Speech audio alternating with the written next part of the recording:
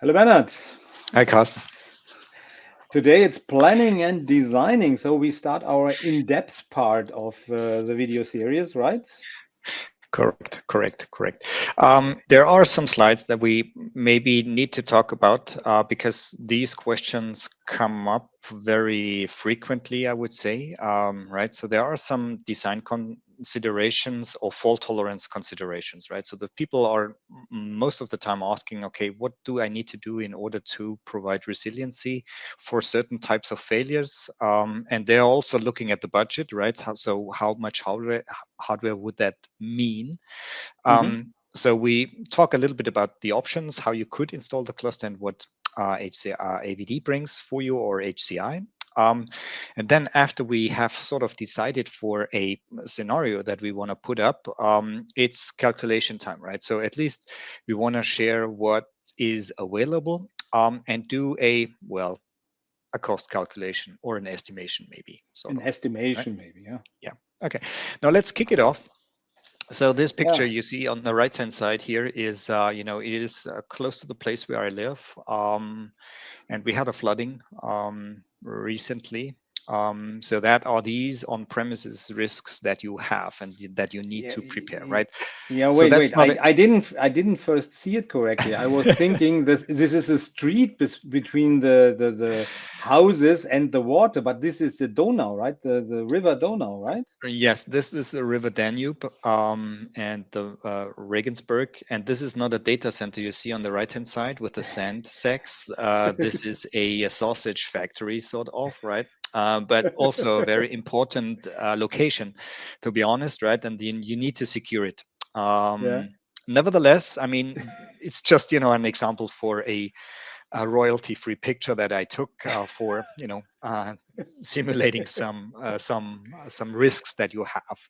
Yeah. But you also have hybrid risks, right? So we talked about Azure Virtual Desktop is a hybrid service, and you have dependencies to the cloud. For example, you need Entra ID and you need the AVD brokers kind of stuff, right? So the web Mm-hmm. or the services that Microsoft hosts in order to reach to the desktops. And they either do have SLAs or they don't have SLAs, right? So regarding the broker or the virtual desktop services, as of now, um, as far as I know, or at least as it is officially documented, we are trying to achieve a 99.9% availability for these URLs, right? So you need to think about it or at least be aware of it. Yeah. For And the we also use internet, right, of course. So internet is also not always available. So right. there could be some problems there, Right. right?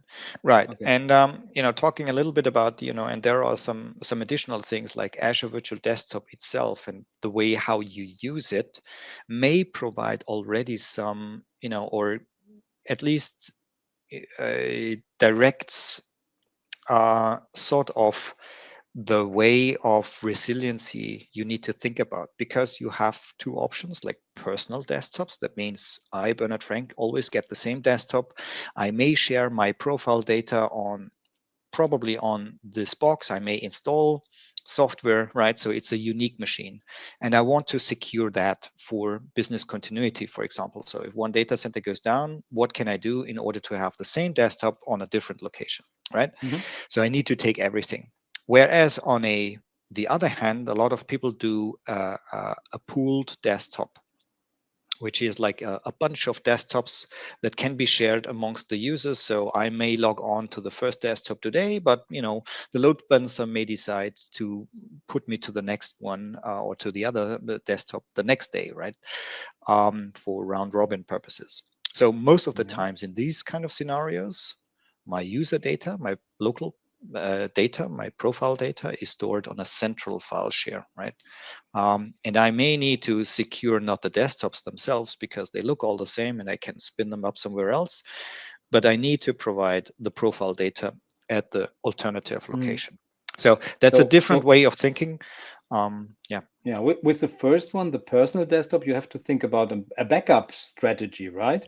You have yeah, to save this data in the machine right. for you, and with the shared desktops, there is a little bit redundancy built in, Mhm. because Mhm. if one doesn't work or if a cluster has a problem, Yeah, maybe we can use another one because our right. data are hopefully high available Yeah. in these shares, right?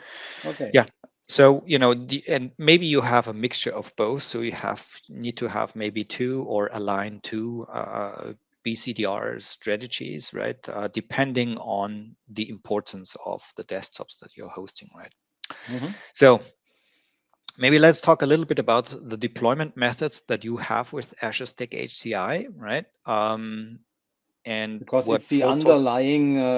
underlying Yeah. infrastructure, and Yeah. we can Yeah. have redundancies there. Hmm. That we talk about that here, and then we have a redundancy in AVD Yeah. itself. Yeah. Okay. Okay, so I mean the most simplistic deployment sort of is the single node deployment, right? It doesn't give a lot of fault tolerance, for an AVD form. You only have tolerates disk failures, right? But Yeah. it's also the cheapest one, right? So, but that may work for very small environments. Yeah, but wait. Let me Mhm. let Yeah. me add something here. I've seen customers who have standalone, for example, Citrix Mhm. boxes, but plenty of them. So Mhm. they have redundancy because they have not one box, maybe 10 Right. Right. single node boxes, and there is redundancy in that also because we have our Right. load balancer that is directing where we go, at least with a pooled environment. With a dedicated, Cor- of course, correct. yeah. So it's Correct. not a bad choice. You can do that. Yeah, yeah, And that's a good point. So for single or personal desktops on these nodes, right? I mean, you're secure for disk failures, but if the system goes down, your desktop is gone, right? yeah, Um, for pooled resources, I mean, if you have multiple of these single nodes, right, then you can spin up some resiliency because the load balancer, as you said, would be sort of figuring out, which desktop is running yeah, we and will look into that because we right. think it will do, but we are not Yeah. so sure yet, right? So let's see. Yeah, yeah. No, I'm pretty sure that the load balancer will pick it up, right? There Okay, might be cool. a timeout stuff, right? Or a glitch before it will detect that, but there is some sort of hot beating going on. Yeah. Okay, so most of the time, I think, or a much more common scenario is the cluster deployment consisting of two or more nodes, Hmm. right? Where you have the tolerance of the HCI system for node failures, right? It depends on, if you take a two-node cluster, well, then obviously you are prepared for a node failure. And maybe if take into account storage space is direct, you could do a four-way or do four copies of the data and would sort of also get resiliency of another disk failure if you really wish. Hmm. There's two nodes, yeah, and Yeah, you called it single site cluster. So right. it's in one location in one rack.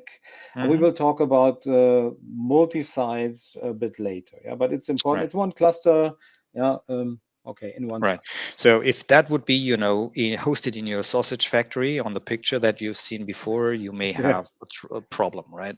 Yeah. You may need to do a backup and port it to somewhere else so that you can continue work after the flooding, but maybe not at this time, right? So you may want to have alternatives. So often discussed is the sort of split rack cluster or campus cluster, or there's a couple of names for that, but the idea is relatively clear. So so split the cluster across two racks, or even a little bit longer. Two rooms. Across rooms, right? So the Yeah. people here in Germany are maybe a little bit afraid of fire, right? It's And burning all the time. It's so dry here. yeah, so that's I think it's sort of dictated in one of the best practices guidances, right, for running Yeah, data centers somewhere. So a lot of people are looking into provide that functionality. Um, that's true. and there is a big debate about it. Is it supported or is it not supported by Microsoft? So I think Don't my lose the camera. I camera. was playing with my camera. So Okay. let me talk about that. So Yeah. in my understanding, in Mhm. the moment, it's not supported any storage basis direct design. So people are asking, so how long could be the network The connections be? They cables. Yeah. want to stretch it, but Right. when they ask about how long could the network connection be, they Mm. intend to put it in two different racks in different rooms. Right. And the technology, if we just take a single cluster and put it in two different rooms, the technology is not aware of that. Mhm. So you can have failures and you're not, it works pretty well. Mhm. So I built plenty of them, maybe Mhm. hundreds already, Mhm. Mhm. because in Germany we want to do that. It's by nature to spread the workload over different Mhm. rooms, but there is, I would say, it's not supported. There is Right. something in Azure Stack HCI, at least it was until Mm. 23H2. We talk about that later. That is supported, but in the moment, we are a little bit here in the unclear. Maybe something is coming, maybe not. We will see. Yeah. Yeah, Maybe I should have, it's a gray area, to be honest. I mean, yeah, because you could interpret the official Microsoft documentation in either way, sort of, right? yeah, Usually we only document what is allowed, right? We are not so good at documenting explicitly what is not allowed. But there are some things, there is a big debate on this going on, yeah. to be honest. So be aware that it, it looks good in reality, so it's working relatively good, or let's say, It it has works been perfect. it has been deployed many times at different customers which are happy with it. However, the support statement is a little bit unclear. The software Yeah, wouldn't and prevent you from setting this up, yeah. but you're sort of a little bit at a risk here, Yeah, and maybe. there are risks involved, and you have to know Yeah. them and Right. uh, work accordingly. For example, if you have a Yeah. four-node cluster, put two Mm. nodes in each side, and you decide to do a two-way mirror. Hmm. Yeah. If one side fails, I'm pretty sure all your data is gone. So Right. you have to understand the Yeah. scenario and set it up correctly. Yeah, Yeah, it's not something for the newbies, to be honest, right? I mean, if you do that kind of speciality, you should be knowing what you're doing. However, yeah, you see, we are very passionate about that scenario. However, you need to know the circumstances around it, and there is a debate going on. So things regarding the split rack cluster may change in the future. May, yeah, I don't know, yeah, but um, Microsoft is at least, sort of debating internally, and let's see how that goes. Okay. yeah. Okay. Next thing, what the people would be looking like is a what I call a multi-site cluster or a stretch cluster, Mhm, right? Which is the more like the official documentation. So if you look up Azure Stack HCI, and you may come across that kind of scenario where you have two sites that are all part for, it could be quite some kilometers. It could be different cities, for example, right? And we stretch the cluster between one side to the other. So there is a high-speed network between those two. However, it's seen as a single cluster that is site-aware, right? mhm, Storage is replicated using storage replica. However, the big caveat to this is it's currently not supported in 23H2, mhm. right? So, Let me put a little bit of an advertisement here. We mhm, both did a series about a stretch right. cluster with 22H2. It was supported in 20H2 up till 22H2. Hmm. In the moment, we can't build it in Hmm. 23H2, but I'm pretty sure it will come again. But Right. be aware, in the moment, we don't have it. But we As of did, I now, think, a yeah, 6 hour or a yeah, series about how to set up a multi-site cluster correctly. Yeah, and yeah, it's a lot of networking and routing involved if you really do it like Microsoft yeah. wants to do it. It's not Okay. the cluster you talked about, the split rack cluster or the campus cluster. Mm, That's much easier, but it's not right. supported. Right. Okay, So, but we have other okay. choices, right? Right. I mean, you should be aware of that, right? So the other choice I would say, and I think it is not so bad. I mean, you do have the multi-sites clusters, right? So there is nothing that would prevent you from creating multiple clusters in different sites, which are individual clusters, right? So Yeah. I'm talking about cluster A and cluster B, right? And you And could no use stretching involved. Cluster no, A is only in one rack, and cluster B is right. in another side in another rack, and you can Right. have multiple of those. Yeah. And now the idea is to, I mean, if you have the different locations or the different sites, you would, create, you could, for example, create individual host pools with virtual machines or with desktops on each cluster, right? um, and have it in a sort of active passive mode, if you will, right? So the VMs maybe on the other side are shut down for saving costs, whereas you have a main site running the stuff. And in terms, if there is any failure, right, you just boot the others up, and then your folks can connect to the other side, because for Azure it's irrelevant really where this Azure Stack HCI cluster is, right? As long as the desktops are there and reporting back that they can take sessions, all good. The only difficulty here is if you need to have data that is traveling or that needs to travel with the user, and I'm talking about profile data, right? So that's the delicacy or the delicate piece of this kind of setup, where you need to have some sort of replication of the profiles from one side to the other, right? Yeah, but there's a solution for that, even a nice one, and we will maybe talk Yeah. about that too, right? Yeah, so we will dedicate time on this, to be honest, because it's a question that comes up quite in a while. Yeah, I'm also excited on how we really will shape that video, but be promised we'll deliver on this. Okay, there are other things possible, like the hybrid setup, right? So it is not a do this or that. You can combine it, right? So if you don't have multiple sites, you can always rely on Azure as your second site, for example, all right, or your primary site, and take Azure Stack HCI this as present, as another presence. Yeah. However, I mean, and the setup is really like, you do AVD native on Azure, and you then do also AVD on HCI. The management plane is the same, it's in Azure. And if there is an outage of your location, you still have the Azure data center to rely on, and where you can spin up your desktops. However, same things apply. If you want if you want to have profile data to be available and synced across, that's the difficulty here, right? And that's a little bit more difficult because you have a switch of technologies, right? Whereas the scale-out file server, for example, can do the job for replicating content in cluster A and B, and the previous scenario, this would not be possible or would not work as good in Azure, for example, right?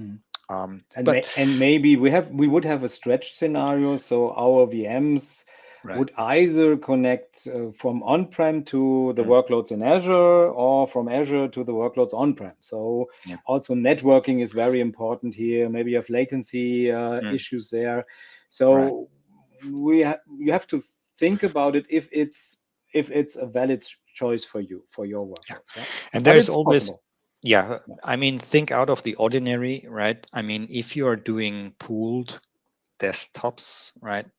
So the profile data will cause you, it will cause you a lot of headaches, right? But there are also always alternative file sharing mechanisms available. And even in an enterprise, you may already have OneDrive for Business, for example, which you need to educate your users. Hey, if you want to have your data to travel with you, then take the OneDrive for Business, for example, right? And then you don't have, then OneDrive for Business is taking care of this, and not you need to do it.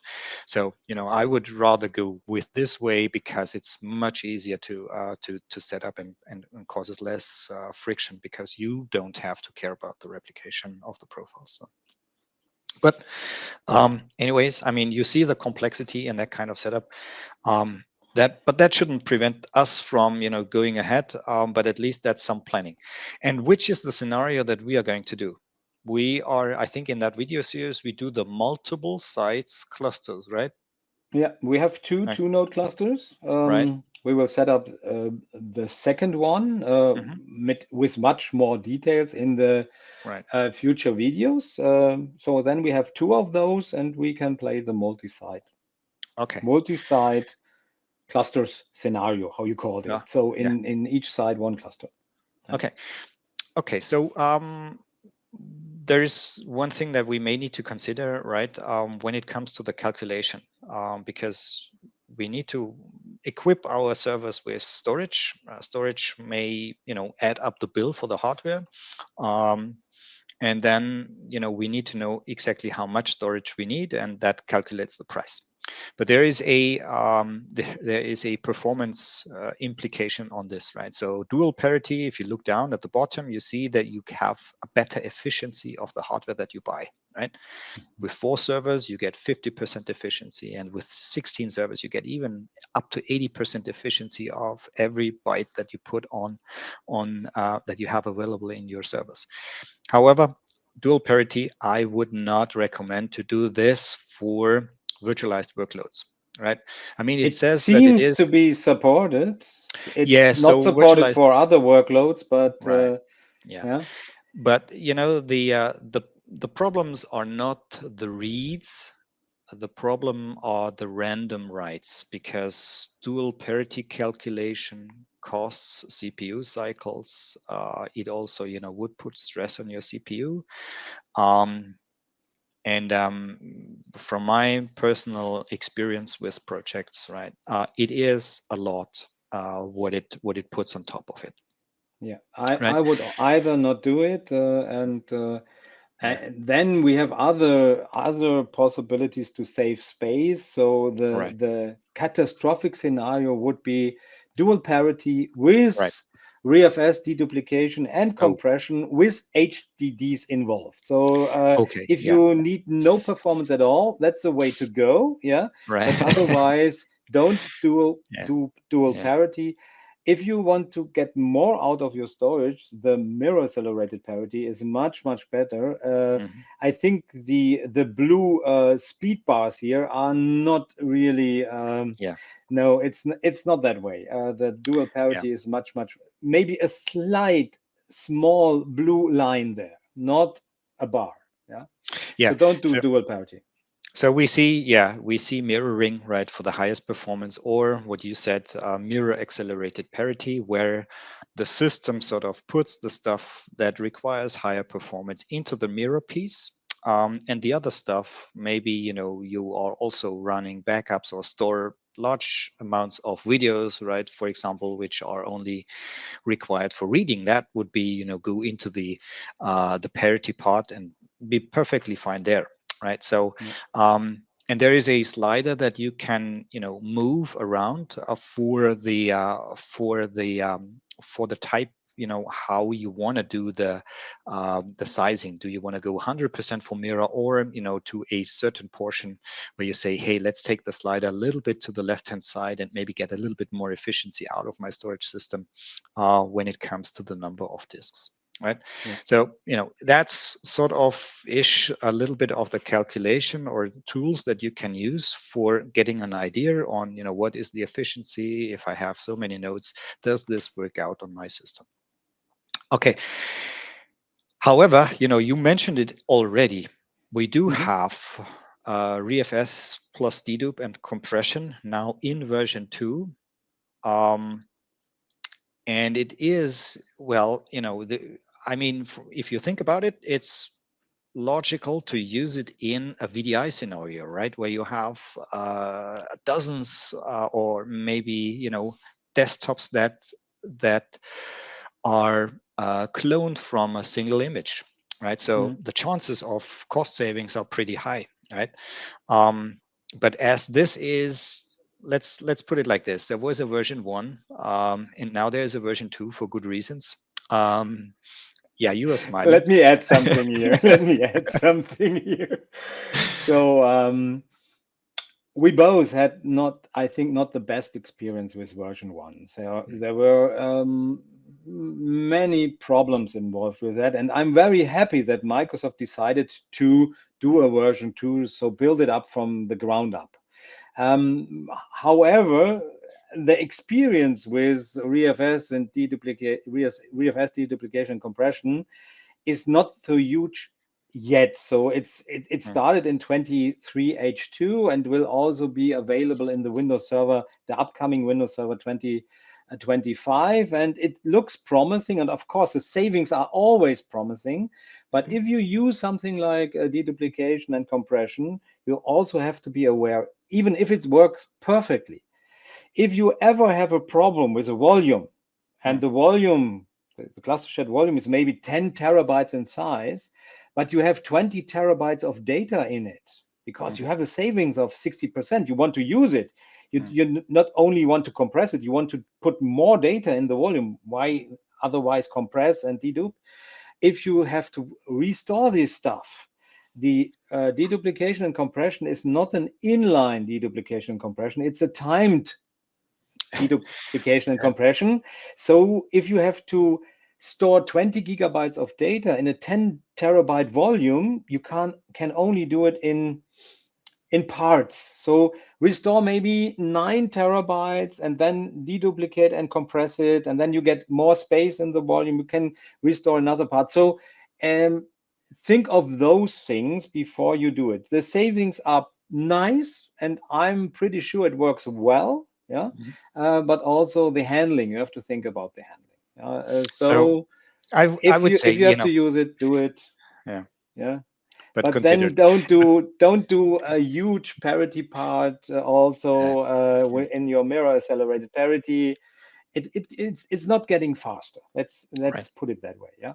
Okay. Yeah. So if you are the admin and in the decision making process, probably you can need to, you go for mirroring or and omit dedupe and compression. If you are on the cost side of things, then there is an option, but be careful with what you're designing. Do some testing. But I would say, hey, that would deserve another session, right? Or Yeah. maybe another video, but not here Another in order video to. series maybe. Yeah, let's see. Okay, but it is an interesting topic. So Yeah. what about the other stuff and the other sizing like CPU, memory, and networking? And there is a sizer tool out there that that gives you the opportunity to pre-select some hardware and also shape a little bit the workload and gives you some sort of a sample, some sample setup, right? Where you end up in, that is some OEM that is there, but there are also others, so you could choose for different hardware vendors. And it's like a rule of thumb. It's not, don't take it written in stone, right? Use your brains and calculate it through, but it's a good starting point, I would say. Okay, so you find that that sizing tool on our web page, right? So what you could do there is, you go to that page, you create a project, and then you start to define your solution. Do you want to go for an integrated system, which is uh, well tested hardware setup, where every component, storage, network has been put together and tested as a whole? Or are you, sort of a little bit more brave and want to do other More freedom. systems, right? Have more freedom of choice, but also Yeah. with freedom of choice, you need to know a little bit more in Yeah. order to get to a valid system. And then if you have, chosen your system, your CPU family, you then design your workload and get up to a number. Quite interesting. I think as well, it is a starting point Don't take it written in stone, but it is something good to start with. Yeah. Okay, next thing would be, however, one other thing is you need probably to know a little bit of your IOPS, or what if you're trying to replace something like a VDI farm you already have because of a hardware renewal. Make sure that you at least know your numbers and maybe also the IOPS requirements. What you're trying to achieve. Right? Test before you buy. There are sometimes it's difficult if you don't have spare hardware, probably, right? I mean, you can simulate Azure Stack HCI in a virtualized environment using older hardware, or you ask your OEMs for a test kit, or maybe they have a demo center where you can try that out, or you bring partners into this, like Carsten, or you engage FastTrack. We won't provide you with the hardware, but at least if you are in the sizing process, we can sort of share our knowledges with you and do some sort of sanity checking here. Okay. Yeah. Good advice. Okay. You may have seen this slide before, right? Where we did the calculation assumption of how many, what would be the cost of users if we don't have a 24/7, or some sort of a reduced kind of setup where we provide 24/7 with a restricted amount of nodes, and then serve most of or turn on most of the desktops on the work hours. However, we did miss the hardware costs, right? So I would say, you would need to add the hardware costs, the CapEx costs for the Azure Stack HCI hardware once you have designed the system, and put it also, or maybe put it into the calculation for user per month. Carsten, I mean, you do have hardware, or you deal with hardware much more often than I do. So and what is I even bought hardware. no? So I can give you some examples of ranges where the prices are. For example, the systems that we use with half a terabyte of memory, with 16 cores, they don't have the most cores in them. Yep. With I think we have 1.6 terabyte NVMEs. That's also not the most of the space, but we can use ReFS deduplication and so on. They cost roughly, I think I have them for 3 years now. They cost roughly 3 years ago around a bit over 12,000 euros of for one server.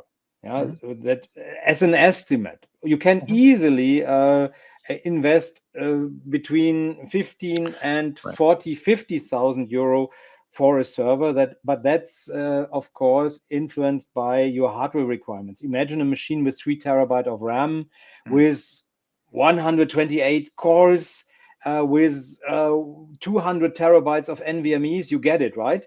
So it depends on your needs, but then we are not hosting 160 users. We have an environment maybe for 500,000, 3,000 users, depending on what they do. So you can start low. It's not always that you have to pay 100,000 for the solution. You can start low, and even Bernhard, you have some nice Lenovo boxes that also can have GPUs in it, at least one. So I Yep. think with the Lenovo boxes you have, there are around, I think, even below 10,000 euros a pop. You can even also host maybe 40 users or so. So Yep. it doesn't have to be absolutely high, but we can't really give you a price per core that you can calculate with. Yeah, there is a range, and it also depends on the vendor you choose, what support you want. Many people, for them, it's enough if you have 3 days, not 3 days, next day business repair maybe, or someone 4 hours or 6 hours to repair 24/7. So that also influence the price a lot, right? Yeah. Just to And give you an estimate. But the yeah. systems we are using here, the cluster is maybe around 25,000 euros. And I Who can knows? only repeat myself, right? So if you're uncertain, I mean, do these exercises. And if you're still uncertain, which is perfectly fine, right? I mean, it is some experience that is required. Get this experience from your OEM or from a partner or from Mhm. FastTrack. Right. Okay. I think that's it for this one. We are here over half an hour now for this one. So I think in the next video, um, what are we talking? We are talking about the AVD prerequisites, right? So this one is going to be a little bit more interactive than with the portal, and we're looking in Yeah. some stuff. Okay. So see you on the next one.